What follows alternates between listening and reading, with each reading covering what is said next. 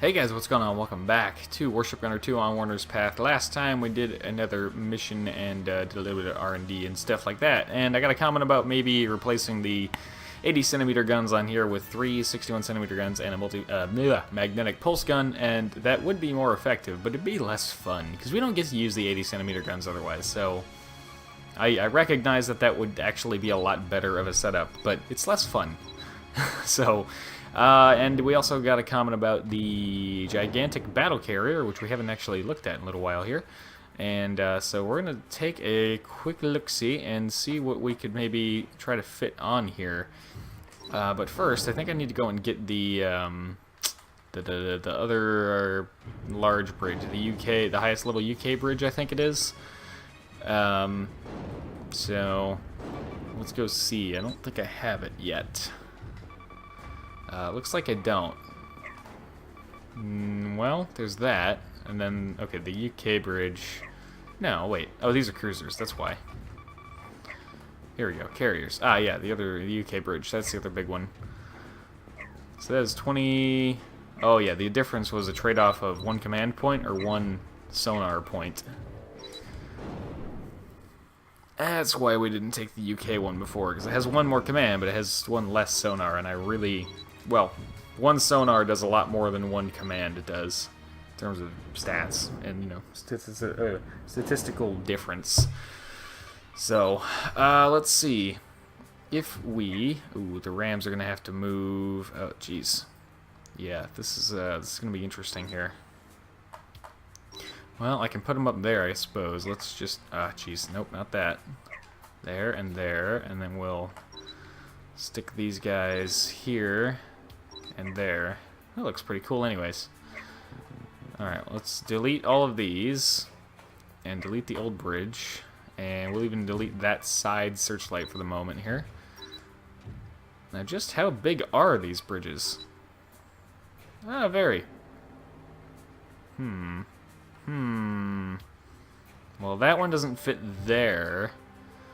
Let's see if the US bridge fits there. This one here. No? Okay.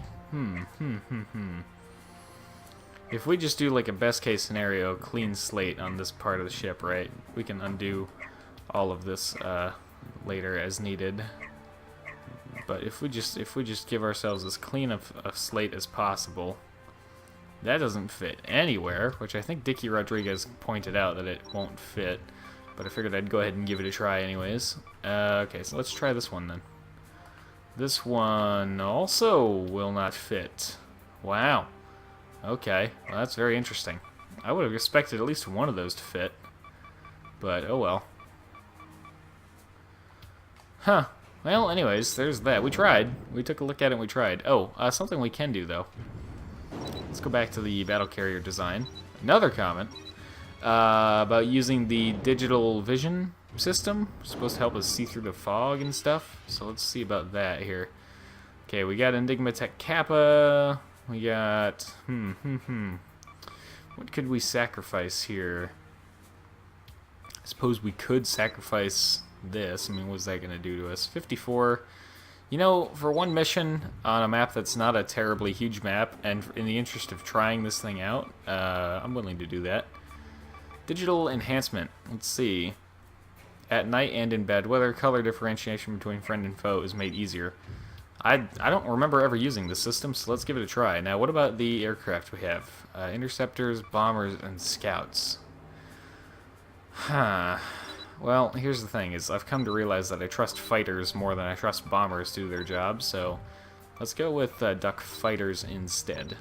Yeah, there we go.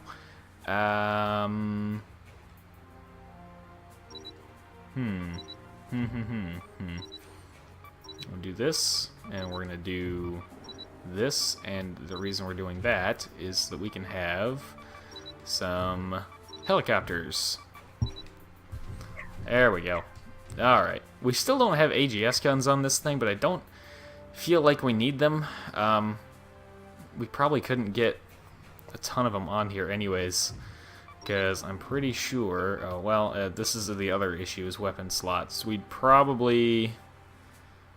Gosh, yeah, weapon slots is a big deal.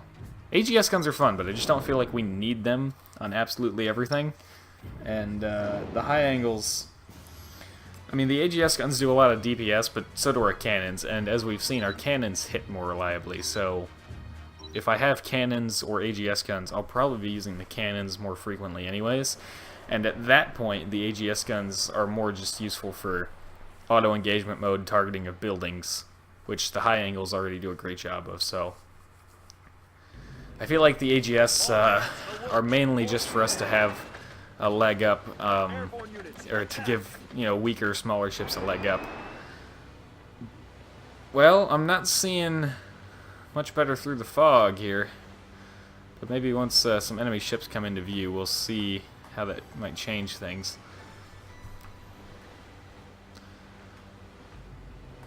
I know we have that digital enhancement on here, but I'm not seeing a difference yet. And I know there are submarines inside of here too, somewhere. Ooh, I see lasers. What is happening? Oh, hello. This, I don't know what it's supposed to be doing, but it doesn't look like it's doing what it's supposed to be doing. These are Musashi-class battleships here. I need to try and remember that broadsiding does actually help me in this particular ship. I'm so used to having the twin-hull battleship where it really doesn't make a huge difference whether I'm facing the target or not. And here, of course, it does. Well, I'm not seeing anything coming up on like my screen or anything to help me see these guys through the bad weather. So I'm not entirely sure what's supposed to be happening, or whether or not anything's supposed to be changing. But I'm not seeing any difference here. Enemy battleship sunk. And let's see. Oh, nope. The ship's right next to me, please. Thank you. Enemy battleship sunk. Enemy battleship Okay. We need to get in here at some point and start destroying the port itself. sunk. Mode. Like now. Sure. Why not? Oh, I'm so glad my duck aircraft and my helicopters can fly in bad weather, because this would be a little more annoying otherwise. That's going to be a lot of chaff. Wow! Look at the rams. The way the rams intercepted all those missiles. That's pretty amazing. They did a really good job. That's what I'm mainly surprised about, is how effectively they were able to do that. Aha, you know, I almost took off the interceptors because I'm like, oh, I'm pretty sure there aren't any aircraft on this map.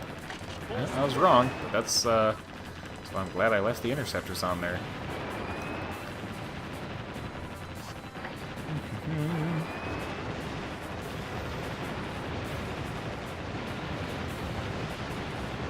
And you know what? Oh, well, we're already done with the main objective.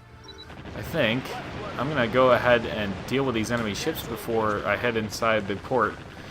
Because what I bet's going to happen is they're going to, like, sail away from this area, and then I'm going to have to go chase them down later on and finish killing them, which I just don't want to bother with. So we're just going to go ahead and murder these guys now. Enemy ship sunk. Because we can. Ship sunk. Enemy reinforcements spotted.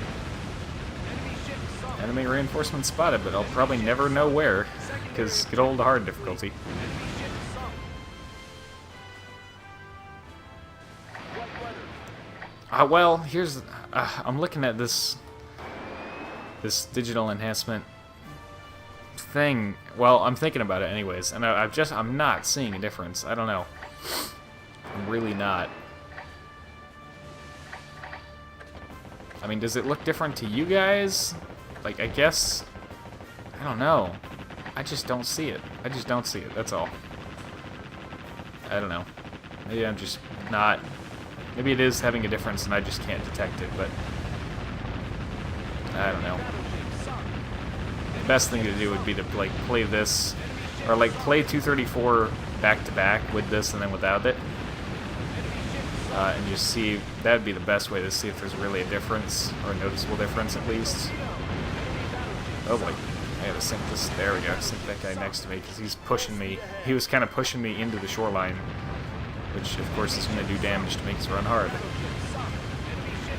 I like how they put that aspect of hard difficulty in there. It's like, oh, if you run into things, it's going to hurt. It's like, that makes perfect sense, but also it's not something you ever think about when you are just playing the game normally. You don't tend to realize just how much you run into stuff in this game, because that's a lot. You do kind of stuff like this where you get like right in the middle of all these enemy ships, and before you know it, you're running into everything, but you don't pay attention to that until it matters and it's hurting you. Just an interesting kind of thing there. And then might as well destroy all these buildings for the fun of it. Grab them funds, which my helicopters are very quick at getting, actually. That was pretty surprising how quickly they picked that up. And the survivors next to it. Ah, boy. I mean, if I zoom out a bunch, I can see around, but like even if you go back to near the beginning of this episode, or near the beginning of the mission, rather, I had it zoomed out like this pretty far, and a battleship appeared, like popped into view in front of me about that far away, where my reticle's aiming right now.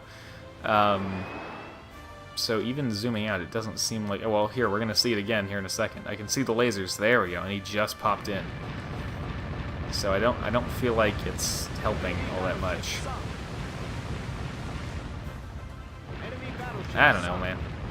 Again, it could just be my eyes. And I do love these cannons. They're so cool. Oh, man.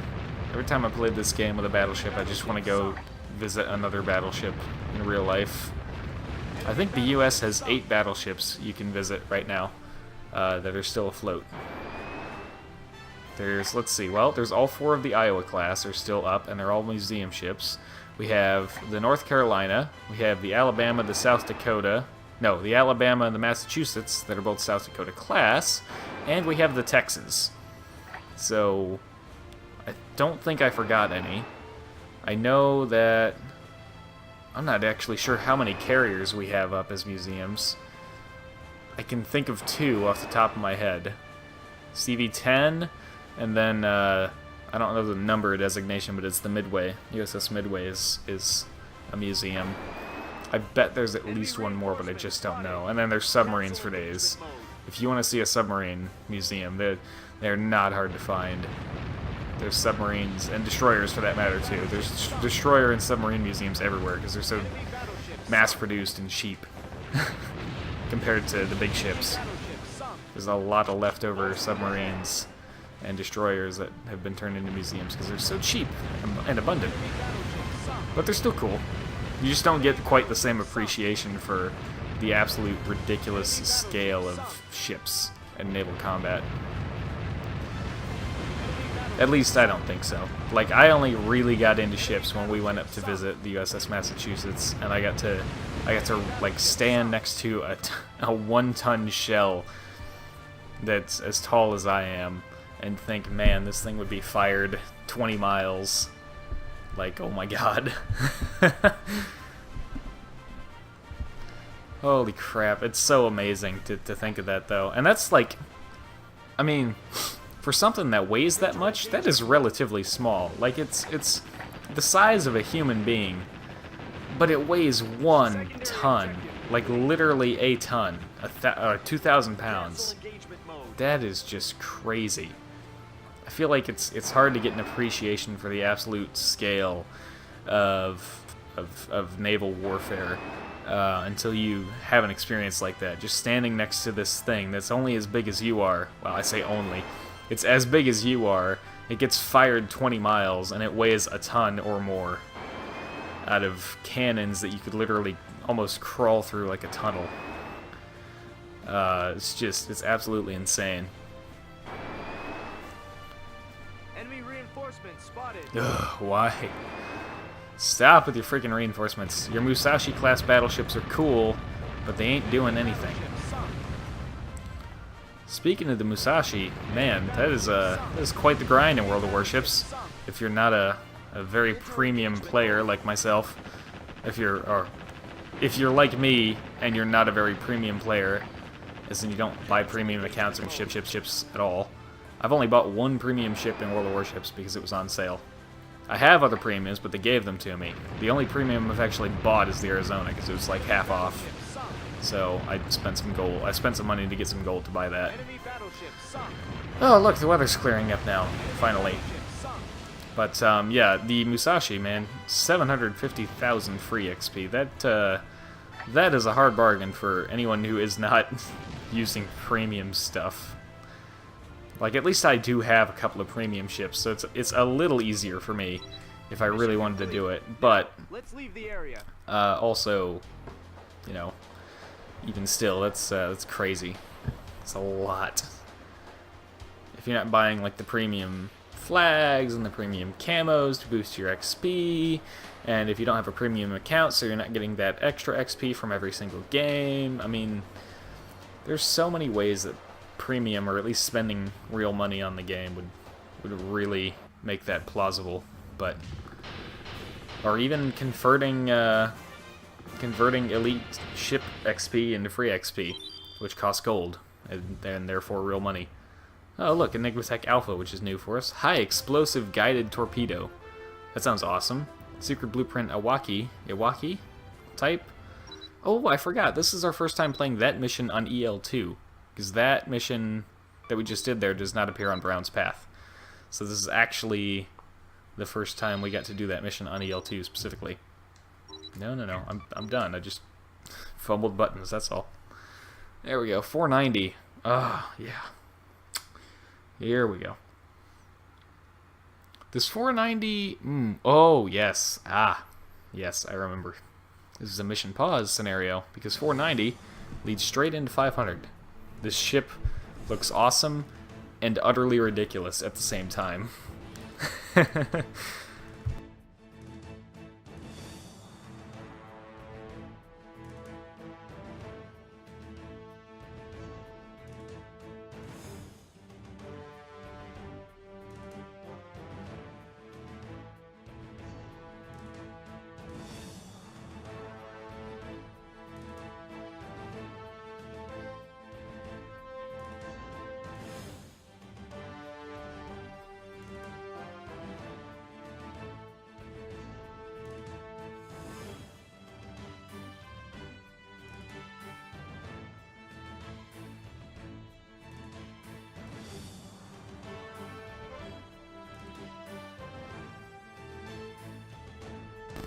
You know, at the start of this series, Werner might not have meant that so seriously, but after the interaction him and Schultz have had, I think he does mean it quite literally and seriously now. Which is really cool. It's an awesome character arc here. I think in terms of missions, I think I've said this before, but in terms of missions, I definitely like Scuba's path the most. And in terms of the character arcs, so far I'm liking Werner's path a lot more than Brown's. I still like Scuba's path, though. Scuba's relationship with Amagi is pretty amazing, but...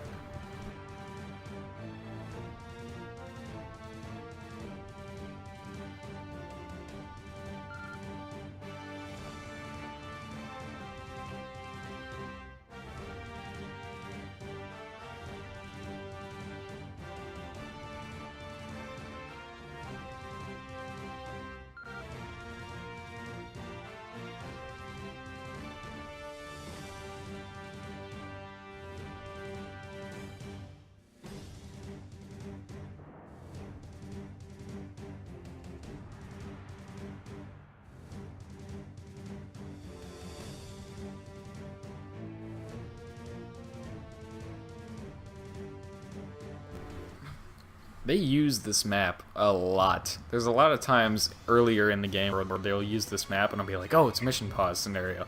Just because I keep thinking of this map. And obviously, none of those ones are mission pause. This one is. But, yeah. I very specifically remember that this one is mission pause. Because... oh, hello. That's cool. That's real cool. Does that only get one barrel? That would be fair, I suppose. That would be fair, yeah. How much ammo does it get? 4. That's not bad. I mean, hey, that's really not bad. In fact, hang on. Can I just like speed that along? 300,000, sure. Unlock anything new? Doesn't look like it. Darn it! I was hoping it would give me another cool torpedo somewhere else. Systems. We got a new system. New defense system? What? No. Hold on. Oh, Enigma. Oh, hello. What do you do? Alpha raises maximum speed, steering, command ability, and hull endurance. That's pretty cool. Sure. Yeah, we'll do that. Why not? Alright. Well, a little bit more research done. But I think that will do it for this episode of Warship Gunner 2 on Werner's Path. Thank you very much for watching. I hope you have enjoyed, and as always, hope to see you all in the next one.